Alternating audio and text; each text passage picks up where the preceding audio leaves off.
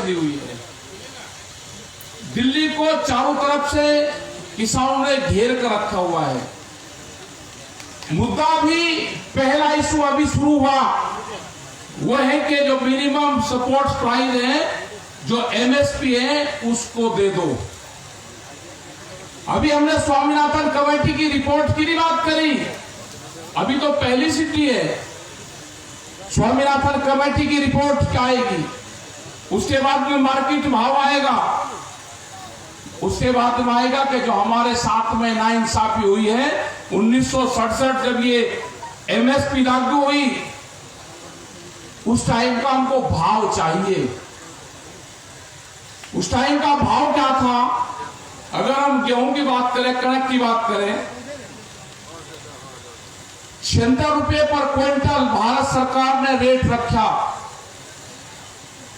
वो जो कर्मचारी था उसकी सैलरी 70 रुपया थी, तो एक महीने की तनख्वाह में 1 क्विंटल अनाज नहीं ले सकता था। जो सोने का भाव था वो 200 रुपए का 1 तोला था, तो 3 क्विंटल गेहूं बेच के, अपनी फसल बेच के हम 1 तोला सोना ले सकते थे। हमने एक प्रेस को कह दिया यही बात, तो उस प्रेस ने चलाया बड़े मोटे एडिंग में कि किसान जो बैठा हुआ है वो चाहता है कि मेरे गेहूं का भाव, मेरी फसलों का भाव 18,000 रुपए क्विंटल हो, ये तो पूरे देश को बर्बाद करेंगे। ये चलाई उसने खबर। हमने कहा कि हमने हिसाब मांगा है, हिसाब दिया है अपना।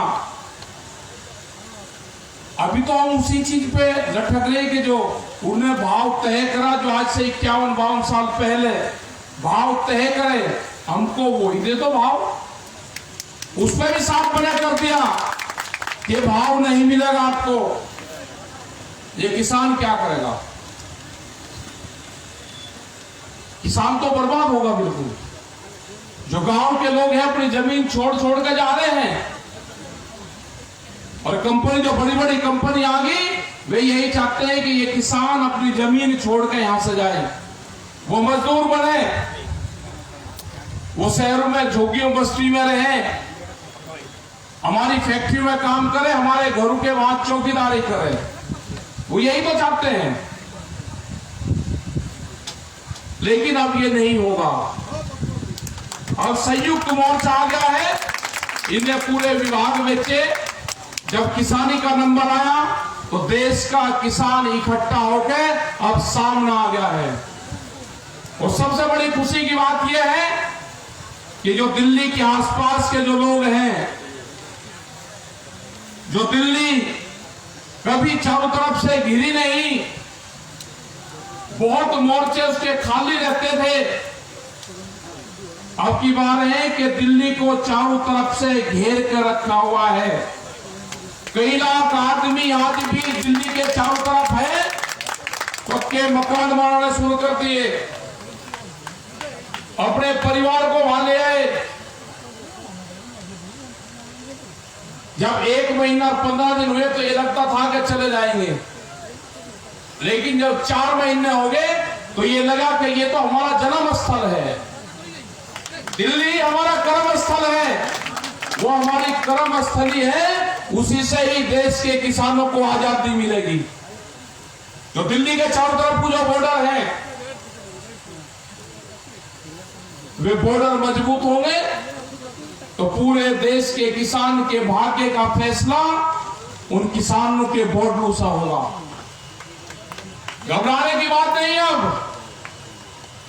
अब आप दिल्ली तक अपनी फसल को लेकर नहीं जा सकते, आपको अपने आंदोलन अपने जिलों में शुरू करने पड़ेंगे, अपने कलेक्ट्रेट में शुरू करने पड़ेंगे, अपने डीएम ऑफिस में शुरू करने पड़ेंगे, कहीं न कहीं आपको धरने शुरू करने पड़ेंगे, अपने जो धरना स्थल है वे बनाने पड़ेंगे।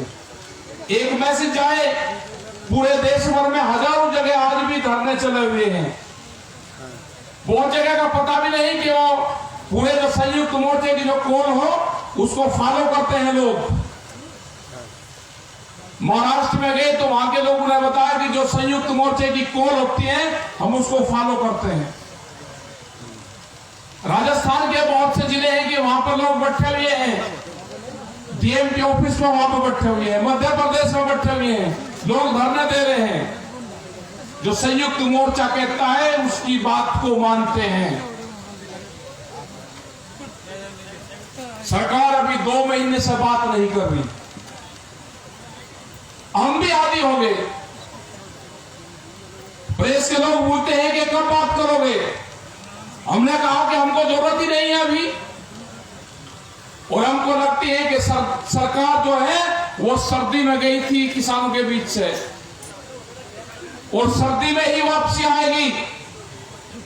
तो लोग कहते हैं कि इस तरह की बात क्यों करते हो। हमने कहा कि हमारे वहां पे मेले लगते हैं,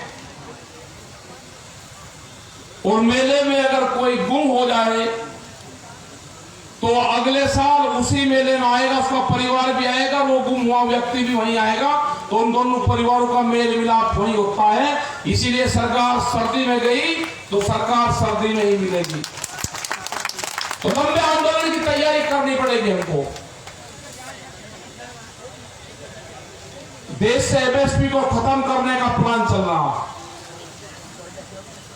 जो बीपीएल का जो कार्ड है ये खत्म होंगे धीरे धीरे। उनका कहना है कि जो मजदूर आदमी हैं, जो बीपीएल कार्ड धारक हैं, जो अनाज का वितरण प्रणाली है, उसको हम सीधा डायरेक्ट ट्रांसफर करेंगे उसके खाते में।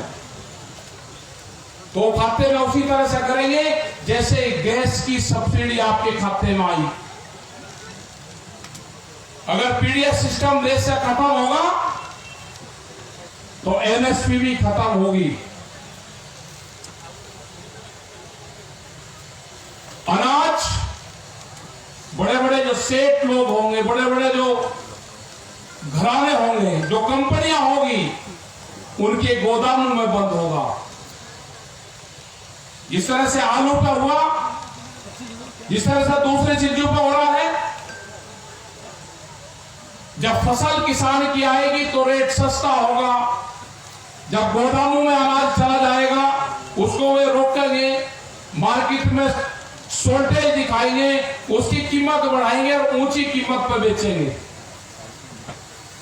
तो ये आंदोलन जब तक जारी रहेगा, जब तक एमएसपी पे कानून नहीं बने, 3 बिल वापसी नहीं हो, अनाज तिजोरियों में बंद नहीं होगा। यह आंदोलन जब तक जारी रहेगा। रोटी बाजार की वस्तु नहीं बननी। व्यापारियों का, बड़े घरानों का रोटियों पे अधिकार नहीं होगा। और उसका सीधा उदाहरण है जो मैकडोनाल्ड है, जो ये बड़ी बड़ी कंपनी है जो फूड चेन में आई है। जहां जहां पे भी ये कंपनी आई उनसे बातचीत हुई, जिन्होंने उनकी एजेंसियां ली। अगर कोई वहां पे रुके होंगे, केएफसी, मैकडोनाल्ड्स, ये जो बड़ी कंपनी है जो खाने का सामान बेचती है, उनका जब काउंटर बंद होता है शाम को 7, 8, 9, 10 बजे,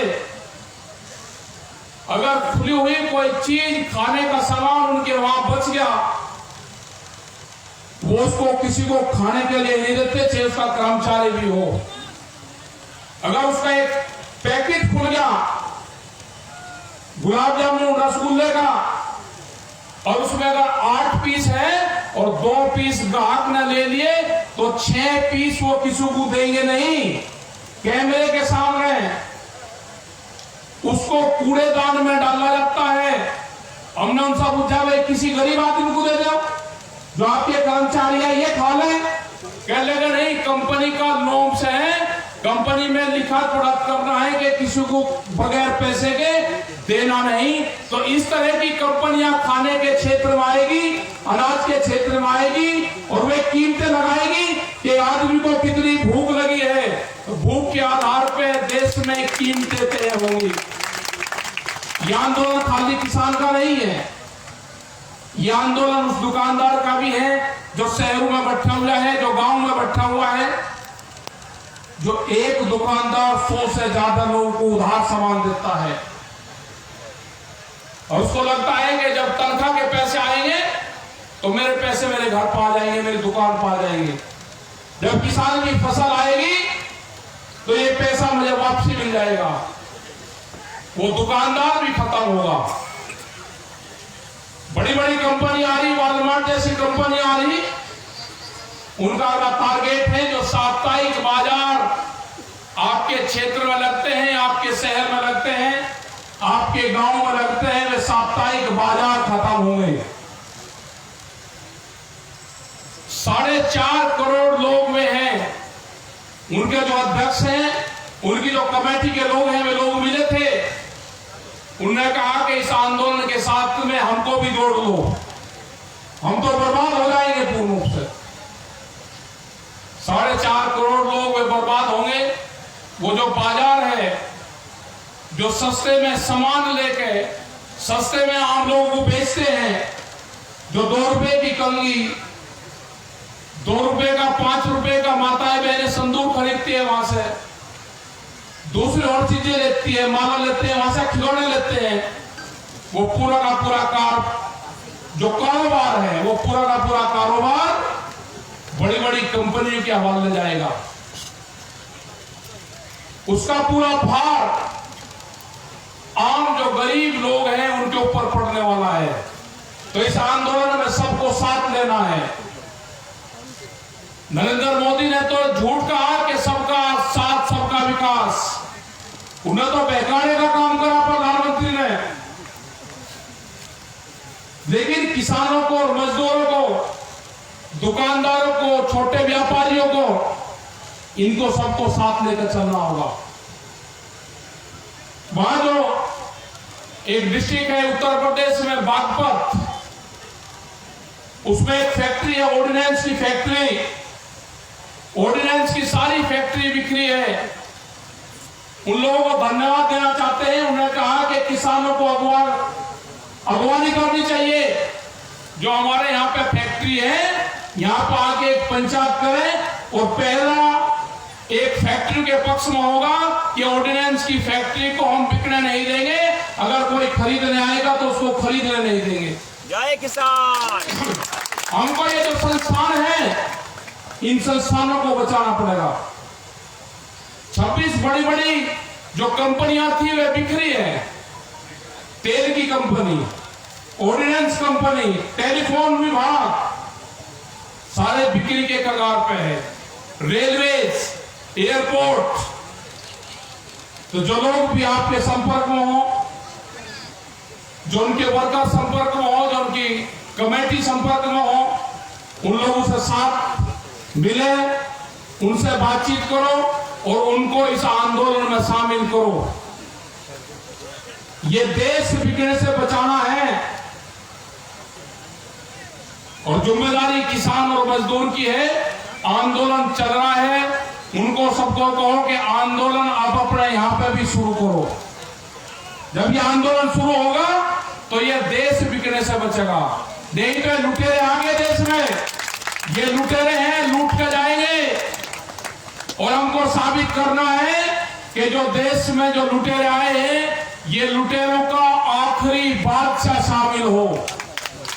इससे बाद में कोई लुटेरों का बादशाह ना यहाँ पे आए। इसको यहीं पकड़ना पड़ेगा, यहां से भगाना पड़ेगा। इनके नेता भी कैद में है। नेता मुक्ति अभियान भी हमको चलाना पड़ेगा देश में। बंधन में है नेता, एक घोषित कर्फ्यू है देश में, हाउस अरेस्टिंग है उनकी, वे बोल नहीं पाते। तो वो दिन दूर नहीं कि इनके लोग भी कहेंगे कि हमारे पक्ष में भी आंदोलन चला दो, नेता मुक्ति अभियान देश में चला दो।